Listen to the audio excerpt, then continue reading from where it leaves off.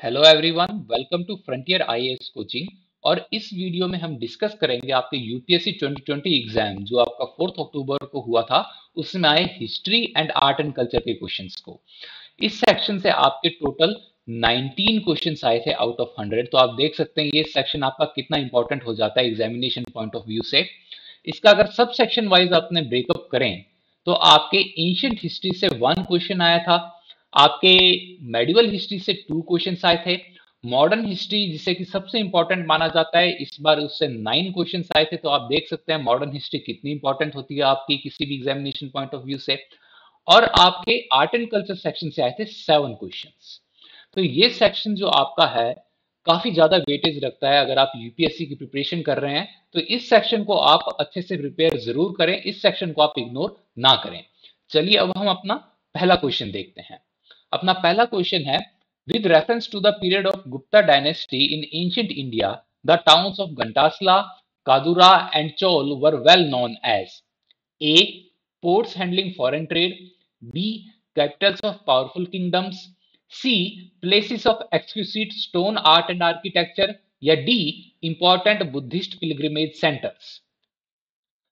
ये क्वेश्चन आपके लिए थोड़ा सा डिफिकल्ट रहेगा क्योंकि अपने इन टाउन्स के नेम्स इतने सुने हुए नहीं हैं, इतने कॉमन ये नेम्स नहीं हैं। तो इस क्वेश्चन को अपने अटेम्प्ट कैसे कर सकते थे इस पेपर के अंदर, इस चीज को हम डिस्कस करते हैं। तो आप देखिए इन ऑप्शंस को देखिए, क्या पोर्ट्स हैंडलिंग फॉरेन ट्रेड। अब ये पोर्ट्स के तो नेम्स हमने पढ़े नहीं होते ज्यादा, पोर्ट्स के आप नेम्स याद कर भी नहीं सकते। तो बाकी ऑप्शंस को एक बार देखते हैं, इस ऑप्शन को आप छोड़ दीजिए। अपने ऑप्शन नंबर बी देखिए कि क्या ये आंसर हो सकता है। तो बी ऑप्शन है कैपिटल्स ऑफ पावरफुल किंगडम्स। अब उस टाइम पे आपके पावरफुल किंगडम्स कौन कौन से थे। एक तो गुप्त किंगडम खुद ही हो गया, इसकी कैपिटल क्या थी गुप्त किंगडम की, गुप्त किंगडम की आपकी कैपिटल थी पाटलिपुत्र। तो वो इन तीनों टाउन्स का कोई सा भी नेम नहीं है। फिर नेक्स्ट आपका पावरफुल किंगडम आ जाता है एक वर्मन डायनेस्टी जो कि आपके असम में, जिसका कि एंशिएंट नाम कामरूप था, उस पर रूल करती थी।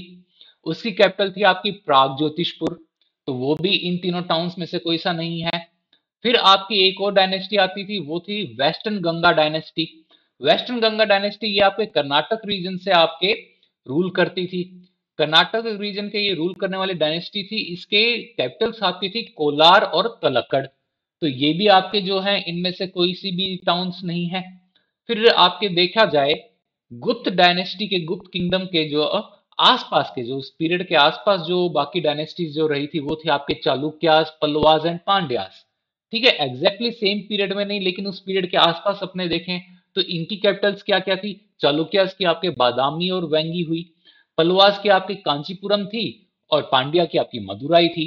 तो इन तीनों टाउन्स में से कोई से भी कैपिटल तो नहीं थे किसी पावरफुल किंगडम के, ये तो अपने देख चुके हैं। तो इसलिए ये ऑप्शन आपका इनकरेक्ट हो गया, बी ऑप्शन। नेक्स्ट अपने देखें C option, places of exquisite stone art and architecture. अब आप देखिए स्टोन आर्ट एंड आर्किटेक्चर के जो आपके मेन स्कूल्स कहाँ कहाँ हुए थे। एक तो आपका था मथुरा स्कूल ऑफ आर्ट, दूसरा आपका था सारनाथ स्कूल ऑफ आर्ट, और गुप्त पीरियड से थोड़ा सा पहले ही आपका आया था गंधारा स्कूल ऑफ आर्ट जो कि कुषाण पीरियड के अंदर एमर्ज हुआ था। तो ये तीनों की तीनों जो ये टाउन्स हैं मथुरा, सारनाथ और गंधार, ये आपके यहाँ पे इन तीनों टाउन्स में से आपके इनके नेम्स नहीं मिलेंगे। और देखें अपने और कौन कौन से आपके हुए थे मेन प्लेसेस, वो थी फिर आपके नालंदा जहाँ पे कि ये स्टोन का काम होता था। एक आप उदयगिरी या देखेंगे जिसमें कि आप उदयगिरी केव्स जो आपके विदिशा के अंदर मिलती हैं वो हैं, तो वो भी ये टाउन्स के नेम्स में से नहीं है। एक आपको जाता है ईरान, ईरान के अंदर आपकी ERAN। आपको ध्यान है भानुगुप्त का जो आपका इंस्क्रिप्शन मिला था जिसमें कि आप पहला सती का एक इंसिडेंट आपका मेंशन्ड है, वो भी ये टाउन नेम्स में से नहीं है एक।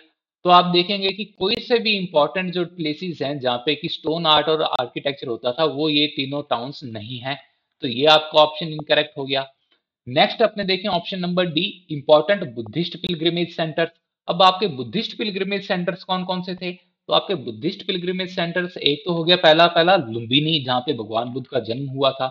नेक्स्ट आपका हुआ बोध गया जहां पे उनको एनलाइटनमेंट हुआ था। थर्ड आपका था सारनाथ जहां पे उन्होंने अपना फर्स्ट सरमन दिया था। फोर्थ आपका था कुशीनगर, जहां पे उनका महापरिनिर्वाण हुआ था। और आपके इंपॉर्टेंट टाउन्स कौन कौन से हो गए थे बुद्धिज्म से रिलेटेड? वो थे श्रावस्ती, जहां पे सबसे ज्यादा भगवान बुद्ध ने अपने सरमन्स दिए थे। एक राजगीर हुआ, जहां पे आपके फर्स्ट बुद्धिस्ट काउंसिल हुई थी। फिर आपके थे वैशाली, जहां पे आपकी सेकंड बुद्धिस्ट काउंसिल हुई। तो ये कुछ एक इंपॉर्टेंट आपके टाउन्स थे बुद्धिज्म से रिलेटेड। वो भी ये तीनों टाउन्स में से कोई सा नहीं हुए, तो ये थर्ड ऑप्शन भी आपका इनकरेक्ट हो गया। तो फिर आपका ऑप्शन करेक्ट कौन सा बचा? आपका करेक्ट ऑप्शन फिर बचा option number A, ports handling foreign trades. तो इस तरीके से आप इस क्वेश्चन को सॉल्व कर सकते थे कि ये पता लगा के कि क्या बाकी तीन जो आपके ऑप्शंस हैं, क्या उन तीनों में ये टाउन्स आपके फिट बैठ रहे हैं? तो आप देखते हैं कि ये टाउन्स उन तीनों में फिट नहीं बैठ रहे, इसलिए आपका खाली ऑप्शन ए ही करेक्ट हो सकता है, बी सी डी आपके इनकरेक्ट हो रहे हैं। तो इसको आप ऑप्शंस एलिमिनेशन के मेथड से इसको सॉल्व कर सकते थे। अब क्या था कि गुप्त पीरियड जो था, उसमें आपके इंटरनल और फॉरेन दोनों ट्रेड काफी फ्लोरिश हुई थी, और अपने रोमन एम्पायर के साथ अच्छे ट्रेड रिलेशंस उस टाइम में आपके रहे थे। तो आपके जो वेस्टर्न साइड के जो भी आपके पोर्ट्स थे, वहां आपके रोमन एम्पायर से ट्रेड रिलेशंस होते थे, और ईस्टर्न साइड के जो पोर्ट्स थे, वहां से आपके कहां जाते थे? वहां से आपके जाते थे चाइना, सुमात्रा, जावा और श्रीलंका पे आपके ट्रेड्स आपके इन पोर्ट्स से होते थे। ये वेस्टर्न साइड के आपके पोर्ट्स टाउन हो गए थे कल्याण, चोल, ब्रोच और कैम्बे। और आपके ईस्टर्न साइड में थे एक तो ताम्रलिप्ति। ताम्रलिप्ति आपके वेस्ट बंगाल के अंदर एक पोर्ट टाउन था, जहां से आपके कॉपर आपका ट्रेड होता था, कॉपर का एक्सपोर्ट होता था। ये मॉडर्न टाइम से ही एक इंपॉर्टेंट कॉपर टाउन रहा था ताम्रलिप्ति। तो ये ताम्रलिप्ति नेम आप याद रखिएगा, ये very very important port town था। ठीक है, तो ताम्रलिप्ति था, इससे आपके जाता था ये कॉपर वगैरह, कहाँ पे? चाइना, श्रीलंका, जावा, सुमात्रा में। बाकी आपका और पोर्ट टाउन्स देखें तो आंध्रा रीजन था, वहां पे आपके कादुरा था और घंटासला था। ये दो आपके आंध्रा रीजन के जो थे पोर्ट्स थे। और आपके पांड्या जो रीजन था, पांड्या जो किंगडम था, वहां के आपके थे कावेरी पट्टनम और टोंडेल, उनके important port towns. Kaveri Pattanam को अपने पुहार भी कह देते हैं, पुहार पोर्ट या पुहार बंदरगाह। और आपके जो मालाबार कोस्ट थे, उसके आपके कोटायम और मुजिरिस जो थे इंपॉर्टेंट पोर्ट टाउन्स थे। मालाबार कोस्ट आपका कौन सा होता है?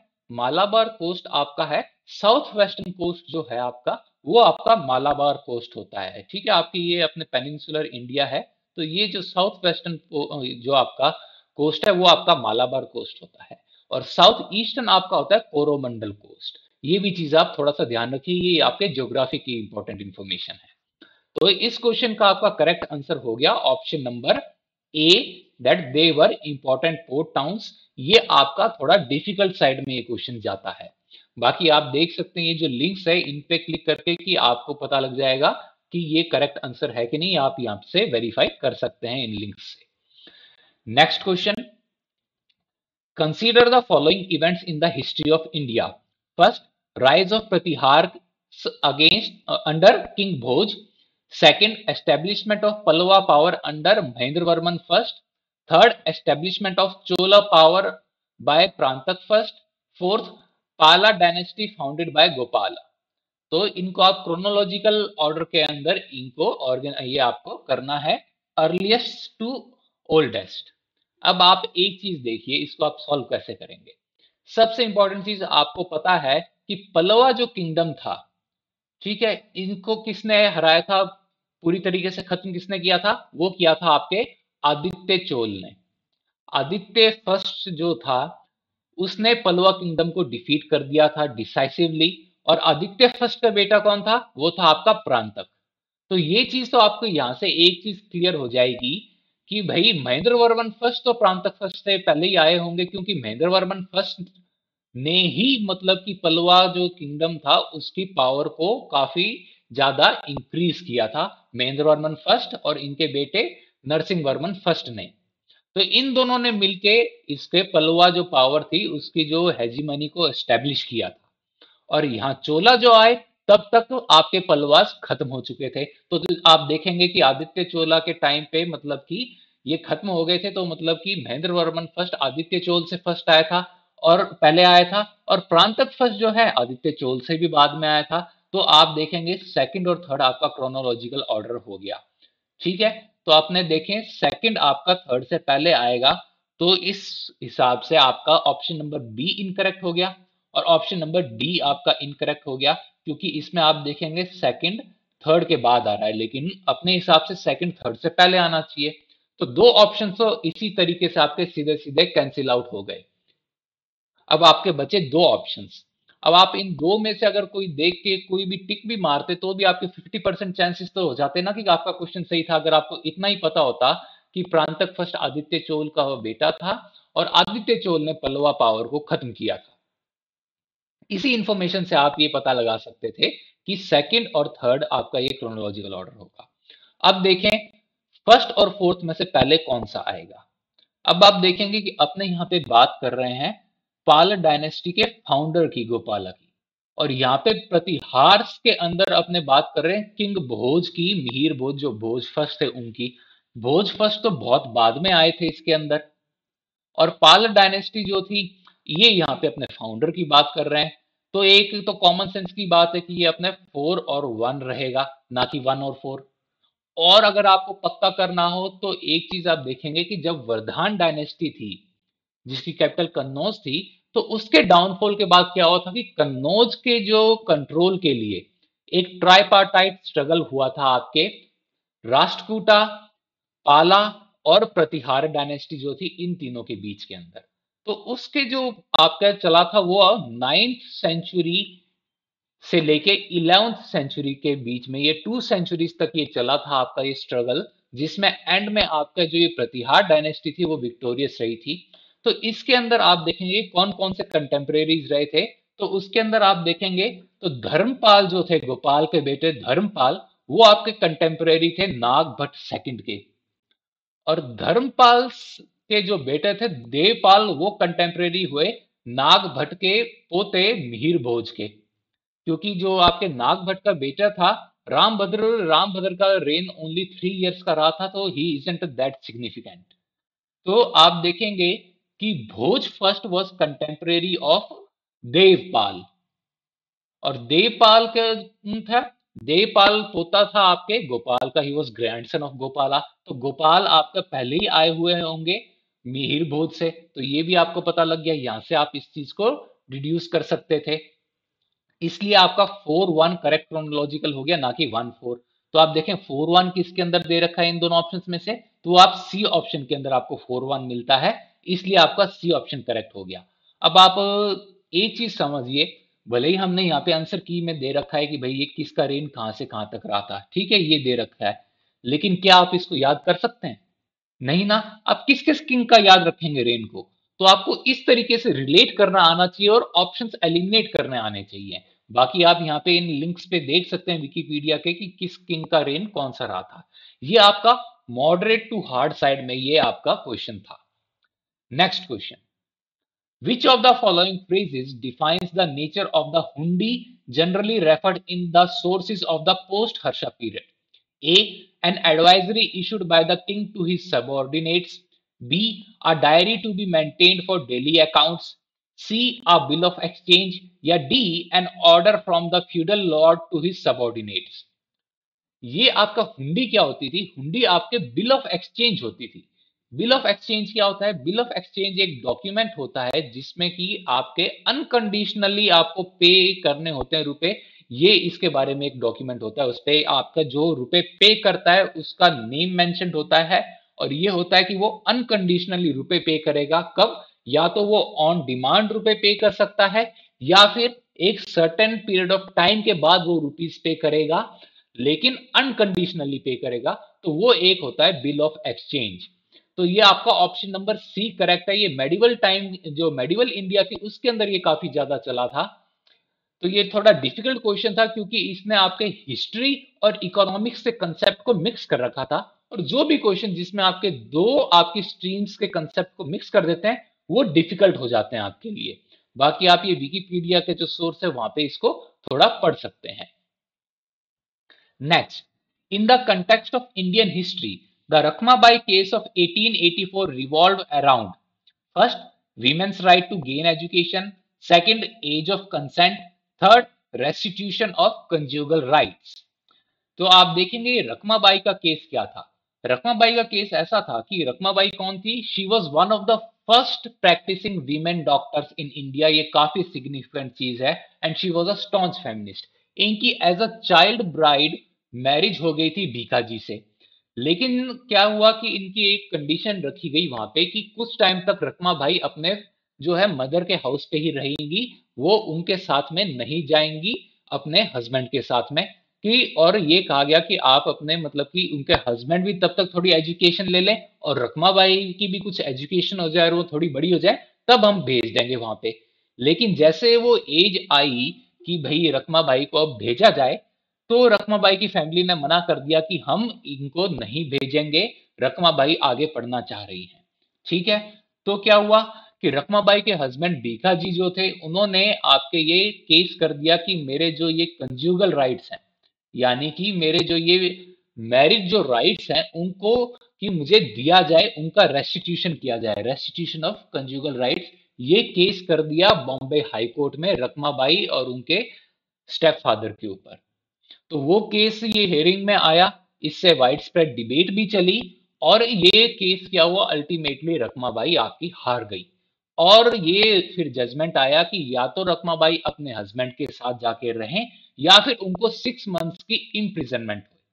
तो रकमाबाई ने कहा कि मैं जेल जाना मुझे मंजूर है, but I will not go and live with my husband. तो उसके बाद क्या हुआ, फिर एक सेटलमेंट रीच हुआ भीखाजी और रखमाबाई की फैमिली में, जिसमें कि भीखाजी को 2000 रुपीज दिए गए और फिर ये उनकी मैरिज एनल कर दी गई कि अब ये मतलब कि रखमाबाई को भीखाजी के साथ रहना नहीं पड़ेगा। तो ये जो केस था, इससे काफी ज्यादा डिबेट चली इंडिया और इंग्लैंड में, और अल्टीमेटली इस केस की वजह से एज ऑफ कंसेंट एक्ट 1891 के अंदर पास हुआ, जिसने कि आपकी जो कंसेंट की जो एज थी किसी वुमन की, वो 10 से बढ़ा के 12 ईयर्स कर दी गई। ये एज भी आपको इंपॉर्टेंट है, ध्यान रखने, इससे क्वेश्चंस बनते हैं कि एज ऑफ कंसेंट एक्ट जो 1891 था, उसने आपकी एज 10 ईयर से बढ़ा के कितनी कर दी थी, तो वो 12 ईयर्स कर दी थी। तो ये जो केस था, इसके अंदर आपके फिर क्या क्या चीजें आपको देखने को मिली, एक तो एज ऑफ कंसेंट आपका इंक्रीज हुआ, और एक कि ये आपके रेस्टिट्यूशन ऑफ कंज्यूगल राइट्स जो थे भीखा जी ने मांगे, वो देखने को मिले। इसमें women's right to gain education की बात कहीं पे भी नहीं हुई। ये बात अलग है कि रकमाबाई आगे पढ़ना चाहती थी और थी, लेकिन इस केस के अंदर उसका कोई जिक्र नहीं था, इस केस का उससे कोई लेना देना नहीं था। तो ये फर्स्ट जो आपका है ना, ये आपका इसमें नहीं आएगा, सेकंड और थर्ड आपके हैं, ये करेक्ट ऑप्शंस हैं। तो इसलिए आपका ऑप्शन नंबर बी करेक्ट हो जाएगा इसके अंदर, ना कि ऑप्शन नंबर डी। ये थोड़ा सा डिफिकल्ट इसलिए कि आपको जो है इंडिया स्ट्रगल फॉर इंडिपेंडेंस, उसके अंदर इसका जिक्र नहीं मिलता। ये बुक आप सभी लोग रेफर करते हैं इसके इंडियन हिस्ट्री को पढ़ने के लिए, मॉडर्न हिस्ट्री को, तो उसके अंदर इसके बारे में कहीं पे भी जिक्र नहीं है, इसलिए थोड़ा डिफिकल्ट पड़ता है। लेकिन आप अगर विकिपीडिया के ये पढ़ेंगे तो इजीली इस क्वेश्चन का आप आंसर दे सकते हैं। बाकी इस क्वेश्चन को हमारे जो ये 20,000 एमसीक्यूज की जो सीरीज थी, ठीक है, जिसमें आपके हिस्ट्री के 3000 एमसीक्यूज थे, उसमें भी कवर किया गया था। ये क्वेश्चंस की डिटेल्स के अंदर 2 बार कवर किया गया था, एक बार भी नहीं, 2 बार रखमाबाई केस के बारे में कवर किया गया था। एक इंपॉर्टेंट चीज रखमाबाई केस के बारे में और थी, वो ये थी कि रखमाबाई केस के अंदर बी एम मालाबारी जो थे आपके सोशल रिफॉर्मर, उन्होंने एज ऑफ कंसेंट जो एक्ट था उसको सपोर्ट किया था, और बाल गंगाधर जो तिलक थे, उन्होंने एज ऑफ कंसेंट एक्ट को अपोज किया था, कहा था कि ये हिंदू कल्चर के अंदर इंटरफेरेंस है, तो एज ऑफ कंसेंट जो है 10 ईयर्स ही रहनी चाहिए, 12 ईयर्स नहीं होनी चाहिए, और रखमाबाई को अपने हस्बैंड के साथ रहना चाहिए।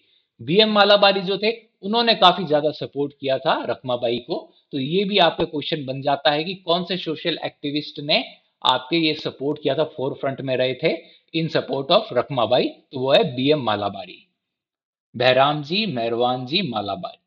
Okay, next question. Indigo cultivation in India declined by the beginning of 20th century because of A. Peasant resistance to the oppressive conduct of planters.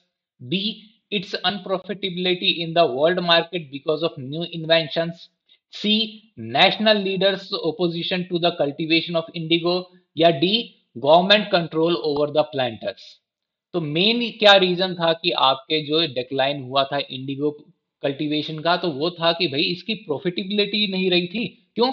क्योंकि आपके अब सिंथेटिक इंडिगो डाई आ चुकी थी उस टाइम तक। सिंथेटिक इंडिगो डाई थी वो काफी ज्यादा चीप थी, नेचुरल इंडिगो था वो कॉस्टली पड़ता था।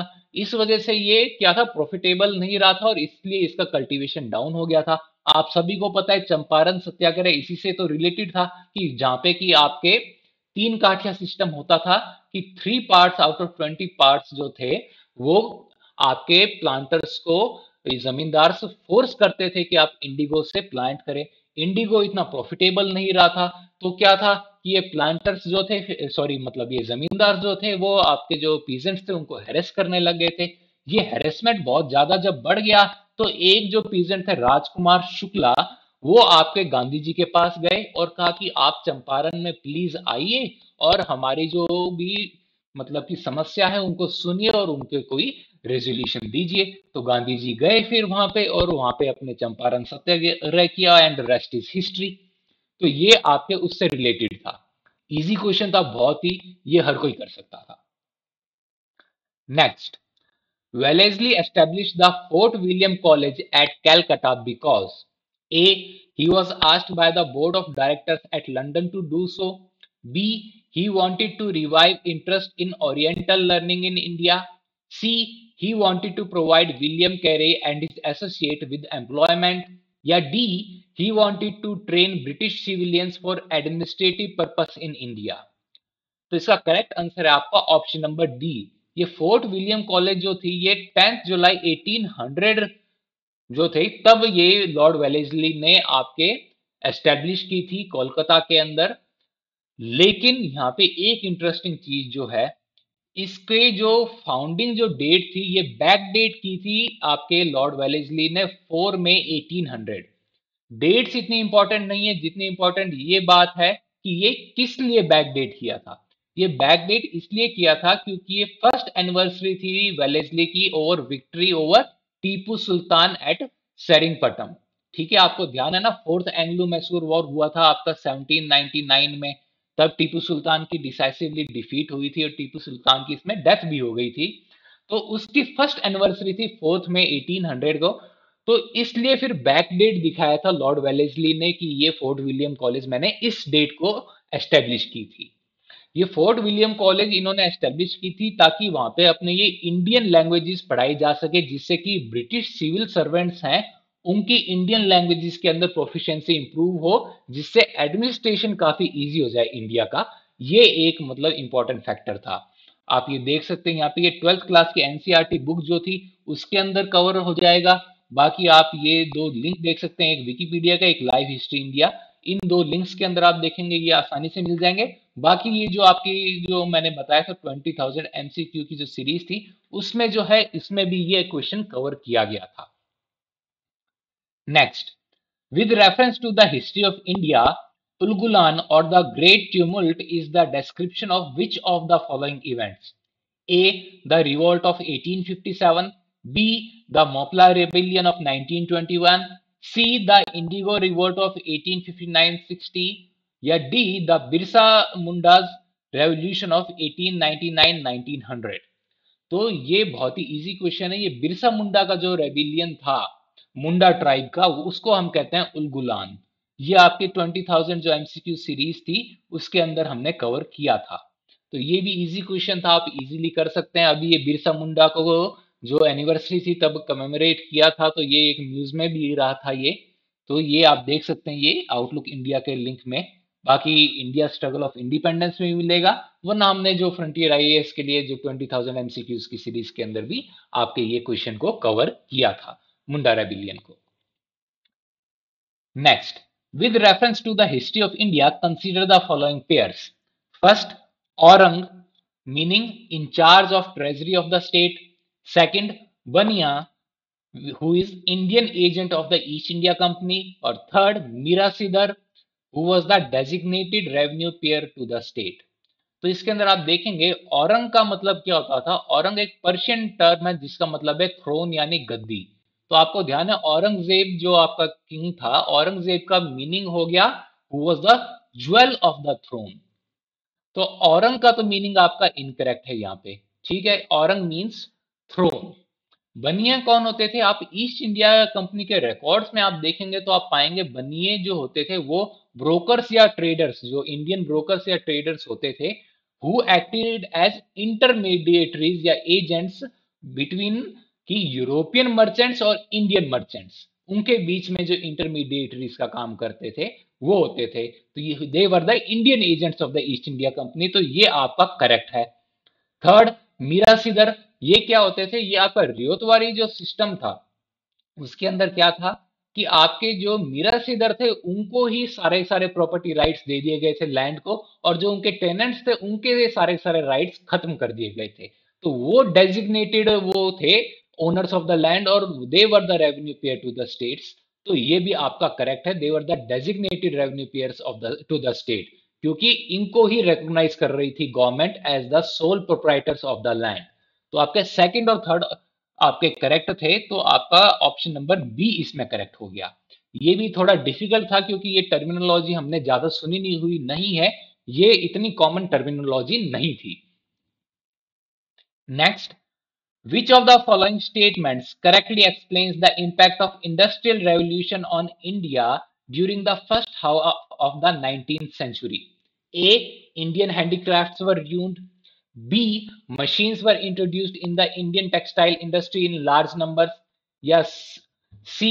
Railway lines were laid in many parts of the country. या फिर D. Heavy duties were imposed on the imports of British manufacturers. तो फिर इसका करेक्ट आंसर है आपका ऑप्शन नंबर ए, इंडियन हैंडीक्राफ्ट्स वर रिज्यूम्ड। कैसे? ये वैसे तो इजी है, सबको ही पता है कि भाई इंडस्ट्रियल रेवोल्यूशन आया था, चीप आपके ब्रिटिश इंपोर्ट्स यहाँ पे आने लग गए थे, जिससे इंडियन हैंडीक्राफ्ट्स को काफी ज्यादा नुकसान हुआ था।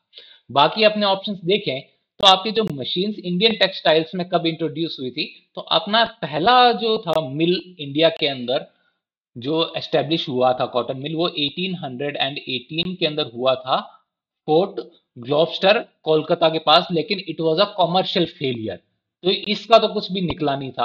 अपना फर्स्ट कॉमर्शियली सक्सेसफुल मिल जो था वो 1854 केजीएन डाबर के अंदर एस्टेब्लिश हुआ था, जिसका नाम था Bombay spinning and weaving company.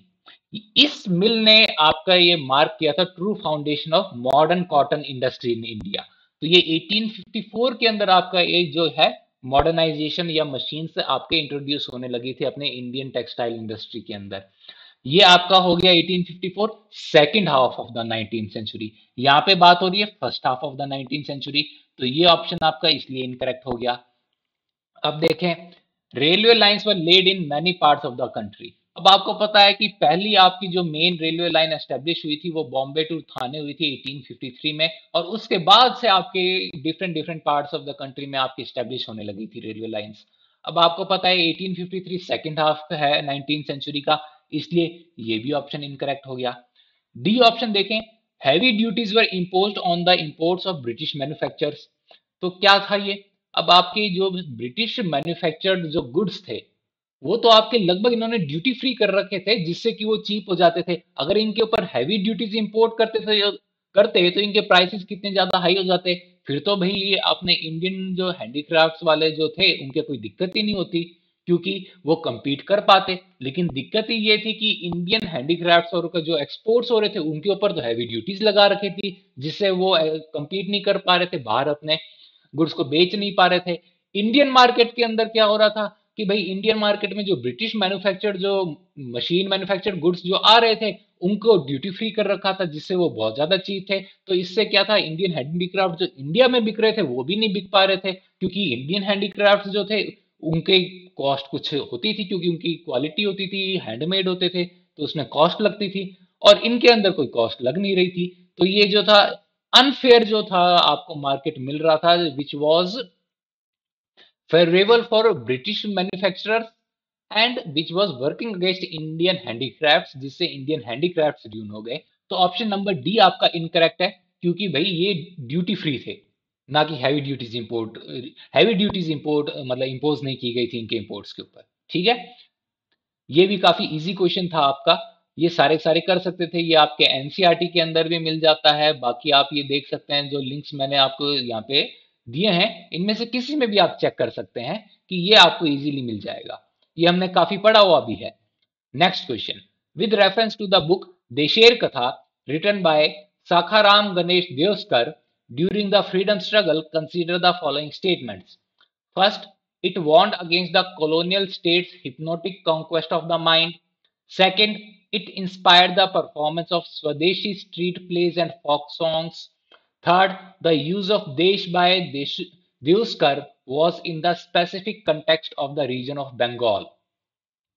अब आप देखिए, जो ये थे सखाराम गणेश दियोस्कर, ये महाराष्ट्र के सोशल रिफॉर्मर थे who was living in Bengal. वो बंगाली में लिखते थे लेकिन वो महाराष्ट्र के थे। अब आप थोड़ा सा अपना दिमाग लगाइए, जो इंसान महाराष्ट्र के अंदर पैदा हुआ कोई दूसरी स्टेट में और किसी दूसरी स्टेट बंगाल के अंदर रह रहा है, तो वो देश जो टर्म यूज लेगा वो फिर बंगाल के स्पेसिफिकली तो यूज नहीं लेगा, वो भाई ब्रॉड सेंस में ही फिर देश टर्म यूज लेगा, क्योंकि वो खुद दो स्टेट्स के अंदर दो रीजन्स के अंदर रह रहा है, तो वो इतना पैरोकियल टर्म्स के अंदर तो यूज नहीं लेगा ना भाई देश को। तो आपका ऑप्शन नंबर 3 इसलिए आपका इनकरेक्ट हो गया। तो अब आप ऑप्शंस को देखिए, अब बाकी दोनों को आपको देखने की जरूरत नहीं है। आप देखेंगे 3 इसमें भी आ रहा है, 3 इसमें भी आ रहा है, 3 इसमें भी आ रहा है, तो ये नहीं हो सकता, ये नहीं हो सकता, ये नहीं हो सकता, आपका ऑप्शन बचा ए। तो ऑप्शन नंबर ए आपका इसलिए करेक्ट है। बाकी इनके बारे में थोड़ा सा और मैं बता दूं, जो आपके सखाराम गणेश देवस्कर जो थे, he was the first person to use the term swaraj. और आपके औरबिंदो घोष जो थे, इन्होंने फिर इसका इंग्लिश इक्विवेलेंट इंडिपेंडेंस दिया था। ठीक है, ये श्री औरबिंदो के काफी क्लोज थे और इन्होंने जो ये बुक लिखी थी, तो इसके बारे में ही श्री औरबिंदो ने ही कहा था कि इन्होंने इसमें बताया है कि ब्रिटिश एक्सप्लॉयटेशन ऑफ इंडिया, ये श्री औरबिंदो के जो ये टर्म्स थे कि इन्होंने बताया कि इनका जो एक्सप्लॉयटेशन इंडिया का जो हो रहा था कॉमर्शियल एंड इंडस्ट्रियल, उसके बारे में बताया है। तो औरबिंदो ने टर्म भी आपके यहाँ पे इंडिया ही यूज लिया था। तो ये भी आपको बताता है कि ये जो देश जो यूज हुआ था वो बंगाल के कंटेक्स्ट में यूज नहीं हुआ था। वो बात अलग है कि इनकी बुक जो बंगाल के अंदर जो पार्टीशन जो हुआ था, आपको ध्यान है ना 1905 के अंदर, जो उसके टाइम जो स्वदेशी मूवमेंट चला था, तब ये बुक काफी ज्यादा पॉपुलर हो गई थी। तो ये चीज कंफ्यूज जरूर कर सकती थी, इसलिए ये क्वेश्चन अपने थोड़ा सा डिफिकल्ट मान सकते हैं कि ये थोड़ा कंफ्यूजिंग डिटेल हो जाती थी। अदरवाइज अगर आपके ये चीज क्लियर थी कि ये महाराष्ट्र में पैदा हुए थे, महाराष्ट्र में बड़े हुए थे और फिर बंगाल में रह रहे थे, बंगाली में लिख रहे थे, जब ये दो स्टेट्स के अंदर ये ब्रिज का काम कर रहे थे, तो फिर ये मतलब कि बंगाल स्पेसिफिक तो इन्होंने देश टर्म यूज नहीं किया होगा। चलिए next question, the Gandhi Irwin pact included which of the following? First, invitation to Congress to participate in the Round Table Conference. Second, withdrawal of ordinances promulgated in connection with the civil disobedience movement. Third, acceptance of Gandhiji's suggestion for inquiry into police excesses. Fourth, release of only those prisoners who were not charged with violence. तो इनमें से आप देखें तो first option तो आपका सही है ही है भाई। ये तो एक कंडीशन थी कि भाई कांग्रेस सेकंड राउंड कॉन्फ्रेंस को अटेंड करेगी, और बाकी फिर ये जो भी ब्रिटिश की जो भी कंडीशंस उन्होंने मानी थी, कांग्रेस ने ये कंडीशन मान ली थी। तो फर्स्ट तो आपका आएगा ही आएगा। तो सी और डी तो आपके इनकरेक्ट हो ही गए, सीधे सीधे दो ऑप्शन तो कैंसिल आउट हो ही गए। तो आपके ए और बी के अंदर से आपने देख लेते हैं। तो अब आप देखें तो आपको ध्यान होगा कि ये कंडीशन आपके गांधी इरविन पैक्ट के अंदर रखी गई थी कि जो प्रिजनर्स सॉल्ट मार्च और जो भी ऐसे थे जो इनकी पॉलिटिकल एक्टिविटीज के लिए जिनको कि आपने गिरफ्तार किया था, इनकार्सिरेट किया हुआ था, उनको रिलीज किया जाएगा, ये कंडीशन रखी गई थी। और ये कंडीशन आपकी एक्सेप्ट भी कर ली गई थी। उन प्रिजनर्स को रिलीज नहीं किया जाना था जिनके ऊपर वायलेंस के चार्जेस थे, लेकिन जिन्होंने भी नॉन वायलेंट पॉलिटिकल डिमॉन्स्ट्रेशन किए थे और जिनको इनकार्सिरेट किया गया था, उनको रिलीज किया जाएगा, ये कंडीशन रखी गई थी। तो ये आपका सही हो गया। ऑप्शन नंबर 4 और फर्स्ट सही है, ये एक ही ऑप्शन बचता है आपका, option number B. Option number second क्या है? Withdrawal of ordinances promulgated in connection with the civil disobedience movement. Civil disobedience movement जो था उस टाइम क्या था कि कांग्रेस के ऊपर ये अगेंस्ट कई सारे ऑर्डिनेंसेस आए थे जिसमें कांग्रेस के ऊपर बैन भी लगा दिया गया था। तो ये भी एक कंडीशन रखी गई थी कि भाई ये बैन जो कांग्रेस के ऊपर है उसको लिफ्ट किया जाएगा। तो ये आपकी कंडीशन रखी गई थी। तो ये ऑप्शन भी आपका सही है। थर्ड जो आपका ऑप्शन है ये आपका इनकरेक्ट है, क्योंकि ये लॉर्ड इरविन ने कभी भी यह हाँ नहीं भरी थी कि पुलिस एक्सेसेस जो थी उनके अंदर अपने वाइड स्प्रेड हम एक कोई इंक्वायरी रखेंगे। ये जरूर इरविन ने कहा था कि भाई हम individual case by case basis पे देख सकते हैं, क्योंकि ये अगर इस इंक्वायरी को मान लीजिए हाँ बोल देते इरविन, तो ये मानना हो जाता, ये एक्सेप्ट करना हो जाता कि भाई पुलिस एक्सेसिस वाइड स्प्रेड रही थी। और ब्रिटिश तो ये कह ही रहे थे कि भाई हमने वाइड स्प्रेड कोई पुलिस एक्सेसिस की नहीं थी, इसलिए ये इंक्वायरी एक्सेप्ट नहीं की गई थी इस रीजन से। ये रीजन था कि इस इंक्वायरी को हमने मतलब कि इरविन ने रिजेक्ट कर दिया था। और क्या क्या बातें वहां पे आपके हुई थी? एक तो आपके कि पॉलिटिकल प्रिजनर्स आपके रिलीज होने थे, ठीक है। एक क्या था कि आपकी जो लिक्वर और फॉरेन क्लोथ्स की जो शॉप थी उनके आगे आपके डिमॉन्स्ट्रेशन कर सकते थे, उनकी पिकेटिंग आप कर सकते थे इन अ पीसफुल मैनर, ये अलाउ करना हो गया था। एक क्या था कि जो भी प्रॉपर्टीज कॉन्फिस्केट की गई थी सत्याग्रहीज की उनको रिलीज कर दिया जाएगा, ठीक है। और ये सॉल्ट जो है मैन्युफैक्चर अब आम आदमी कोस्ट के पास में कर सकता था, उसको कलेक्ट या मैन्युफैक्चर कर सकता था, ठीक है। और आप देखेंगे एक इंपॉर्टेंट चीज यहाँ पे, टर्मिनोलॉजी की थोड़ी सी यहाँ पे मैं बताऊं तो क्या था कि कांग्रेस ने ये एग्री किया था कि वो सिविल डिसोबीडियंस मूवमेंट को डिसकंटिन्यू करेगी। ये टर्म याद रखिए, डिसकंटिन्यू टर्म जो है ये इंपॉर्टेंट है। क्यों?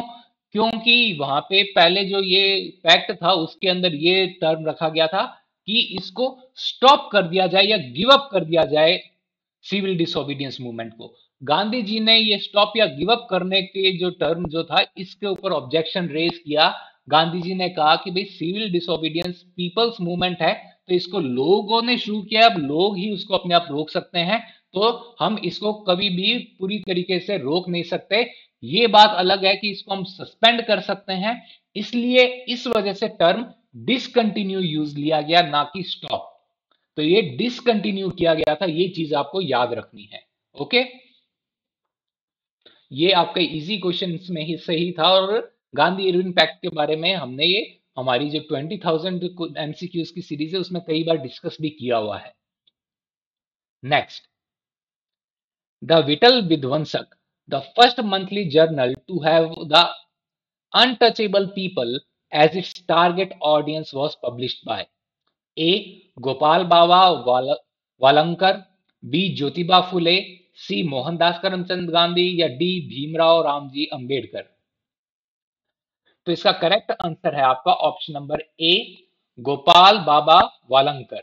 ये गोपाल बाबा वालंकर जिन्हें कि गोपाल कृष्ण भी कहते हैं, वो आपके एक्टिविस्ट थे जिन्होंने कि आपके जो दलित्स जो थे उनके अपलिफ्टमेंट के लिए काम किया था कि, और उन्होंने एक थ्योरी भी दी थी कि जो इनका जो सप्रेशन है जो दलित्स का, it has a racial origin, कि ये अलग अलग रेसिस हैं, कि जो आए एरियंस उन्होंने फिर इनके जो यहाँ पे रह रहे थे लोग उनको फिर ऑप्रेस करना स्टार्ट किया था। ये ऐसी इन्होंने एक थ्योरी भी दी थी 1888 के अंदर। और फिर इन्होंने अपना पब्लिकेशन स्टार्ट किया था विटल विध्वंसक, जिसका की मतलब है कि जो ये अपर कास्ट जो हेजिमनी है उसको डिस्ट्रॉय करेंगे।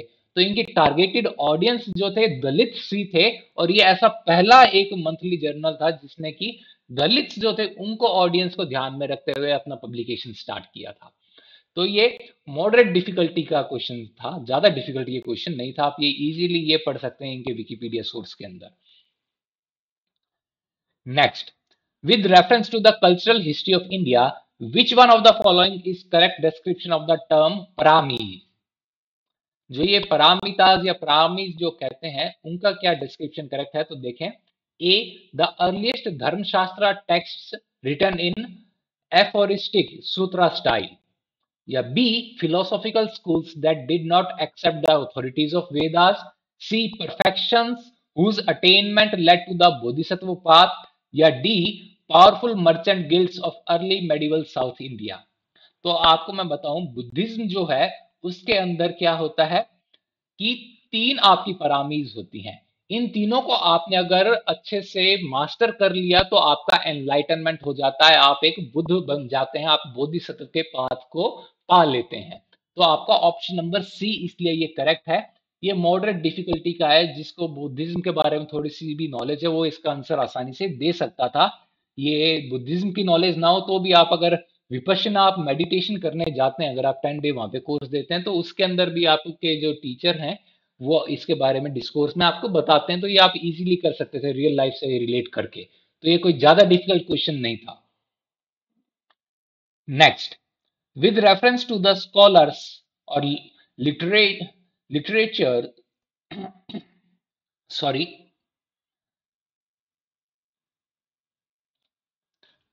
okay, with reference to the scholars and literature of ancient India, consider the following statements. First, Panini is associated with Pushyamitra Shung. Second, Amar Singh is associated with Harshvardhan. Third, Kalidas is associated with Chandragupta II. तो इसके अंदर आप देखेंगे पाणिनि नहीं, ये आपके पुष्यमित्र शुंग के साथ एसोसिएटेड थे। आपके पतंजलि ने पुष्यमित्र शुंग के लिए आपके अश्वमेध यज्ञ भी किए थे, तो ये आपका इनकरेक्ट हो गया। सेकंड देखें, अमर सिंह जो थे, he was not associated with Harshvardhan, he was associated with Chandragupta second और विक्रमादित्य। इनके जो 9 जेम्स थे उनमें से एक ये माना जाता है अमर सिंह को। हर्षवर्धन के साथ जो एसोसिएटेड थे वो थे बाण भट्ट, जिन्होंने हर्षचरित लिखी थी। Third, Kalidasa is associated with Chandragupta second, तो ये आपका करेक्ट है। आपके कालिदास हो गए, आपके आर्यभट्ट हो गए, वर्महीर हो गए और वात्सायन हो गए, ये सारे के सारे आपके गुप्त पीरियड के अंदर ही स्कॉलर्स हुए थे। कालिदास ने आपको ध्यान है मेघदूतम और अभिज्ञान शाकुंतलम लिखी थी। आर्यभट्ट आपको ध्यान है कि एस्ट्रोनॉमर रहे थे। अपने वर्महीर भी एस्ट्रोनॉमर थे और आपके वात्सायन, इन्होंने तो आपकी वो लिखी थी बुक, कौन सी, कामसूत्रा। तो ये आपको ध्यान रखना है। तो आपके खाली ऑप्शन नंबर 3 करेक्ट है, तो आप देखेंगे तो ऑप्शन नंबर सी इसमें से आपका करेक्ट आंसर हो जाएगा। ये मॉडरेट डिफिकल्टी का था, ज्यादा डिफिकल्ट आपका आंसर नहीं था। ये 6th क्लास की एनसीईआरटी बुक के अंदर आपको इसके बारे में मिल जाएगा। Next, with reference to the religious history of India, consider the following statements. Sthavirvadi belongs to Mahayan Buddhism. Second, Lokotarvadi sect was offshoot of Mahasangik sect of Buddhism. Third, the deification of Buddha by Mahasangika fostered Mahayan Buddhism.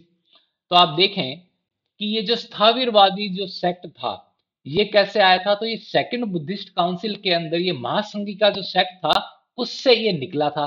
Second Buddhist council के अंदर क्या हुआ था कि ये आपके जो महासंघिका जो सेक्ट था उनको जो थे as a canonical Buddhist text की तरह रिजेक्ट कर दिया गया था और ये स्थाविरवादी उनसे अलग हो गए थे। स्थाविरवादी आपके थर्ड बुद्धिस्ट काउंसिल तक चले थे, लेकिन फोर्थ बुद्धिस्ट काउंसिल जो थी उसी के अंदर तो आपके जो महायान और हिनायन सेक्ट जो थे दो अलग हुए थे। तो आप देखेंगे कि स्थाविरवादी तो थर्ड बुद्धिस्ट काउंसिल में ही खत्म हो गए और आपके महायान सेक्ट आया फोर्थ बुद्धिस्ट काउंसिल के अंदर, तो इनका तो आपस में कोई रिलेशन हो ही नहीं सकता, इसलिए ये आपका फर्स्ट जो है इनकरेक्ट हो गया। सेकंड, लोकोत्तरवादी जो थे ये आपके महासंघिका सेक्ट से ही निकले थे आपके, तो ये आपका सही है। इसके अंदर ये आपका option.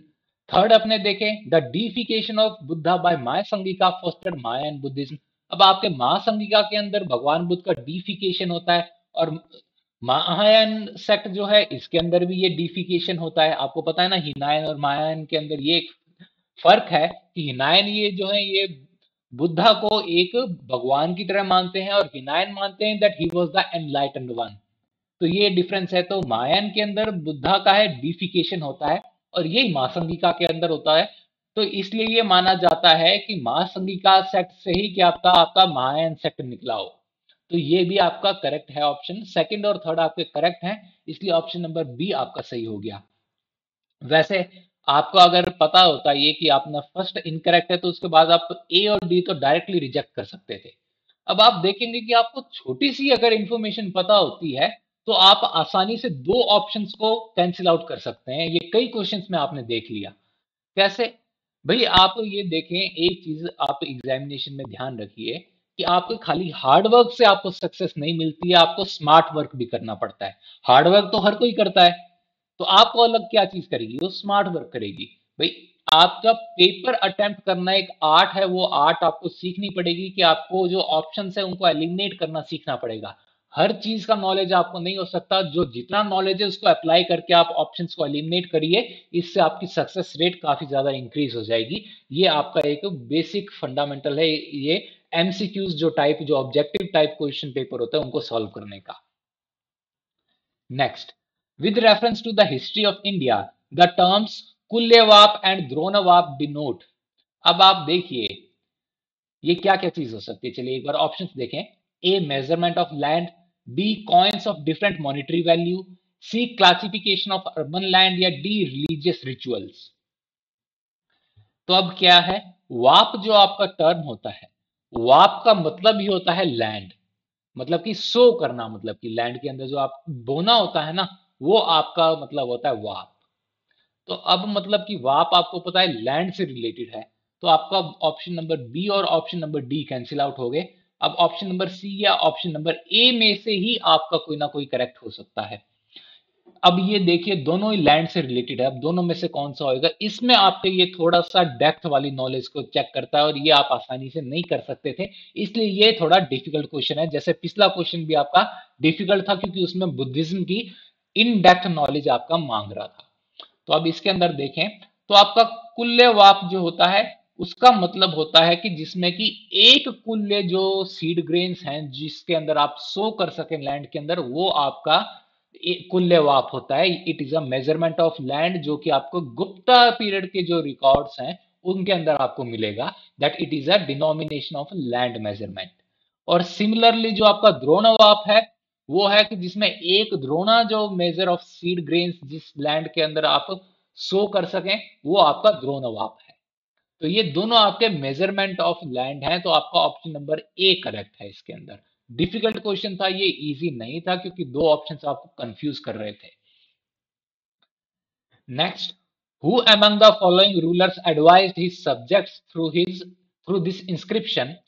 Whosoever praises his religious sect or blames other sects out of excessive devotion to his own sect with the view of glorifying his own sect, he rather injures his own sect very severely. तो ये आपको पता है कि inscriptions जिसमें कि religious sermons दिए जाते थे, वो मेनली कौन देता था, वो हम सबको पता है कि अशोका देते थे। अशोका ऑप्शन नंबर ए है ही आपका, तो ये आपका ऑप्शन नंबर ए ही इसमें करेक्ट है। बी आपका समुद्रगुप्त है, सी आपका हर्षवर्धन है, डी आपका कृष्णदेव राय है। मेनली आपको इंस्क्रिप्शंस पता है अशोका के ही पॉपुलर है जिसमें कि इन्होंने रिलीजियस सरमन्स दिए हैं। ये आपका अशोका का जो मेजर रॉक एडिक्ट 12 है उसके अंदर ये आपका इंस्क्रिप्शन दिया गया है, ये आप लिंक यहाँ पे देंगे। और ये हमारे जो रॉक एडिक्ट्स हैं, ये हमारे 20,000 जो सीरीज थी उसके अंदर हमने कवर किए भी थे, तो ये इजी था, काफी इजी था। Next, with reference to the history of India consider the following pairs, famous place और प्रेजेंट स्टेट। ठीक है, फेमस प्लेस क्या है, भीलसा। भीलसा का क्या मध्य प्रदेश में था, देखते हैं। सेकंड द्वार समुद्र, महाराष्ट्र। थर्ड गिरिनगर, गुजरात। फोर्थ स्थानेश्वर, उत्तर प्रदेश। अब भीलसा जो है इसका प्रेजेंट नेम है विदिशा, और ये आपके मध्य प्रदेश के अंदर है। यहाँ पे आपको हिलियोडोरस पिलर मिलेगा with a Garuda capital. Capital यहाँ पे राजधानी नहीं होती, कैपिटल मतलब कि ये जो आपका पिलर है उसका जो टॉप होता है उसको अपने कहते हैं कैपिटल। तो गरुड़ा जो top with Heliodorus pillar with Garuda top, Garuda capital, वो यहाँ पे मिला था। लेकिन गरुड़ा कैपिटल वहां पे नहीं मिलेगी आपको विदिशा के अंदर, यानी कि भीलसा के अंदर, वो आपके मथुरा म्यूजियम के अंदर पड़ा है। ठीक है, भीलसा का करंट नेम है आपका विदिशा, ये आपका मध्य प्रदेश में, तो ये आपका सही है। द्वार समुद्र, द्वार समुद्र आपका जो होयसल जो डायनेस्टी थी उसके ये कैपिटल थी, और ये आपके कर्नाटक के अंदर है। इसका करंट नेम है आपका हेलीबिड या हेलीबिडू, तो ये आपका इनकरेक्ट हो गया, ये कर्नाटक के अंदर है। गिरिनगर जो है ये आपका गुजरात के अंदर जो है उसके अंदर आपको मिलेगा माउंट गिरनार। ये गिरिनगर का मतलब है city on the top of the हिल, ये जूनागढ़ डिस्ट्रिक्ट के अंदर है। ये जैनिज्म के ये जो है पिलग्रिमेज साइट है, तो ये आपका करेक्ट हो गया थर्ड। फोर्थ स्थानेश्वर। स्थानेश्वर जो है, स्थानेश्वर, थानेसर कह दें या थानेश्वर कह दें, ये आपके हरियाणा के अंदर है और यहाँ पे भगवान शिव का एक फेमस टेम्पल है जो कहा जाता है कि ये सरस्वती नदी के किनारे था। तो ये आपका इनकरेक्ट हो गया। तो आपके first and third are correct, second and fourth are incorrect. वैसे तो आपका फर्स्ट एंड थर्ड करेक्ट होते ही आपको पता लग जाता कि ये आपका ऑप्शन नंबर ए ही करेक्ट होएगा। ये इसमें से हम तीन को तो हमने ये 20,000 जो आपके एमसीक्यूज की जो सीरीज जो करवाई थी उसके अंदर ये कवर किए हुए हैं इन डिटेल। तो आप उस सीरीज को भी आप रेफर कर सकते हैं, अदरवाइज ये विकिपीडिया के जो लिंक्स है उनको भी देख सकते थे। ये इजी टू मॉडरेट हम मान सकते हैं इसके अंदर। ये टाउन्स कहाँ पे हैं ध्यान नहीं रहता है, लेकिन ये इजी थे, वैसे ज्यादा अपने डिफिकल्ट नहीं थे, इजी टू मॉडरेट मैं इसको मानूंगा क्वेश्चन को आपके। Next, with reference to the cultural history of India, consider the following pairs. First, Parivrajak, meaning renunciant and wanderer. Second, Shraman, priest with a high status. Third, Upasak, lay follower of Buddhism. अब आप देखिए, थोड़ा सा आप common sense लगाइए। Second जो आपका name है ये श्रमण है। श्रमण किस वर्ड को आपको आपने हिंदी पढ़ी होगी तो आपके इसमें से श्रम का आपको निकल के आ रहा है कि श्रम इसमें पता लग रहा है। अगर आप संधि विच्छेद करें कि जो इंसान श्रम करेगा वो आपका श्रमण होएगा, राइट। तो आप देखिए, प्रीस्ट विद हाई स्टेटस, क्या ये इसमें आपको दिख रहा है कि ये एक मतलब लेबरर टाइप का होएगा, कोई श्रम करेगा? नहीं ना, जो इसलिए आपका इनकरेक्ट है। श्रमण का मीनिंग क्या हो सकता है फिर? श्रमण का मीनिंग है जो कि श्रम कर रहा है, द वन हु लेबर्स और टॉयल्स, है ना। तो वो इसका मीनिंग निकल के आएगा। तो सेकंड आपका इनकरेक्ट है।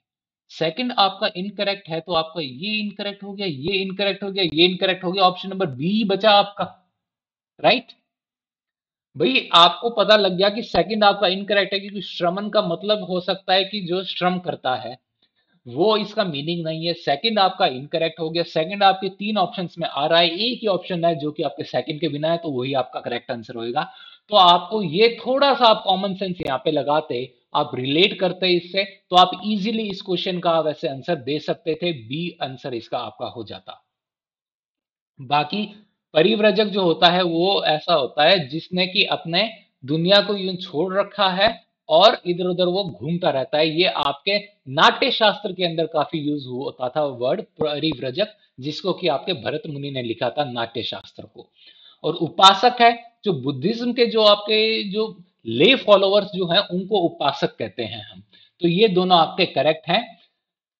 सेकंड आपका इनकरेक्ट है, ऑप्शन नंबर बी इसलिए हो गया। इसको अगर आप यूं रिलेट ना कर पाते, वैसे तो ये टर्मिनोलॉजी आपने सुनी हुई नहीं है, तो ये आपको मॉडरेट टू डिफिकल्ट मैं इसको मानूंगा। आपका जो ये क्वेश्चन था इतना इजी भी नहीं था पर बहुत ज्यादा डिफिकल्ट भी नहीं था अगर आप इस तरीके से इसको रिलेट करते। अदरवाइज जिन्होंने हिंदी नहीं पढ़ी हुई है उनके लिए ये क्वेश्चन काफी ज्यादा डिफिकल्ट होता सॉल्व कर पाना, कि ये इतनी कॉमन टर्मिनोलॉजी नहीं है। तो इसके साथ अपने ये 19 के 19 क्वेश्चंस सॉल्व हो गए। आई होप आपको ये क्लियर हो गया कि आप इन क्वेश्चंस को कैसे सॉल्व कर सकते थे।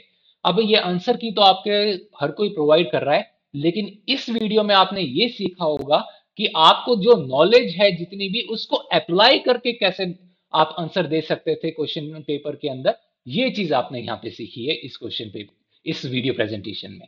आई होप आपको इस वीडियो प्रेजेंटेशन में मजा आया होगा। Thank you and good luck.